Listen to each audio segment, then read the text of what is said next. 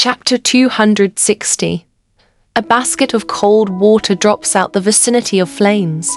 When Jia Yishan got home, she couldn't wait to open the huge custom-made red packet that Su Jingting had given her. She counted twice, and it was 24,966. After thinking for a long time, she finally understood. 19 years, 1,314 yuan a year. Wasn't that 24,966 yuan? So that was what he meant. To celebrate her growing up again. Even Jia Yishan, who was already mentally old, still had the heart of a young girl. She ran excitedly to the living room and hugged Su Jingting, who was sweeping the floor. And then, a dignified actor came to her house. She swept the floor, cooked, washed the dishes, and did not miss out on any household chores.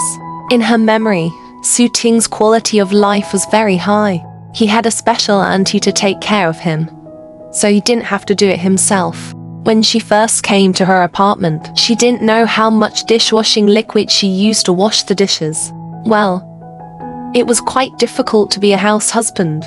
The blanket on the sofa was neatly folded, and it really bent his long legs. Jia Yishan felt guilty and said to Su Jingting, "Let's go back to Yujing Garden. This place is too small." Su Jingting was waiting for her to say this. Su Jingting was pleased with himself. He could take 7 days off during the Chinese New Year, and the arduous task of paying New Year's greetings and waiting for others to come had been left to Su Yuji. Did that mean that he and Jia Yishan still had 5 days of sweet holidays? Sure. Hurry up and pack up. Director just sent me a message saying that he'll be starting work on the 5th day of the new year. Old Liang has already booked a flight for me to the film studio on the 4th day of the new year. There's not much time left. Su Jingting was speechless. A basin of cold water doused the flames. Including today, we still have 3 days. I'll go to Yujing Garden to accompany you. I'll teach you how to cook, okay? Cooking was a very meaningful thing. You could get a new skill. Su Jingting was speechless. Jia Yishan acted coquettishly. Please, good. He agreed just like that. The two of them returned to the royal garden villa. There were originally people in Yujing Garden who specially sent fresh food over. But since it happened to be the Chinese New Year holiday, they didn't send it over. The two of them went to the fresh supermarket to buy some fresh food. And when they came back, they filled the refrigerator with big and small bags. Jia Yishan was able to switch from being a student to being a teacher with ease. The main reason was that Su Jingting was smart enough to get the hang of it. The two of them could stay in the kitchen for half a day just to learn how to cook. Su Yuji came back from the old mansion with his tired body. He passed by his brother's house and saw his brother's already ate. He was ecstatic. Could it be that his brother had returned? He had returned to take charge of the situation. Then he could let himself go and have fun.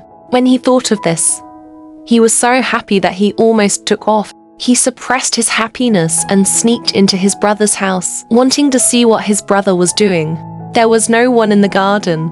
The television in the living room was on, but there was no one there. There was no one in the study room. The kitchen was filled with fragrance. It seemed that his wish to freeload food was about to be fulfilled. He walked away at a brisk pace. He saw the two people in the kitchen leaned against each other, both wearing cartoon aprons. Stir fry it here again. You can add some more salt. The water in the soup pot at the side has boiled. You can put the ingredients in first. Su Yuji was speechless.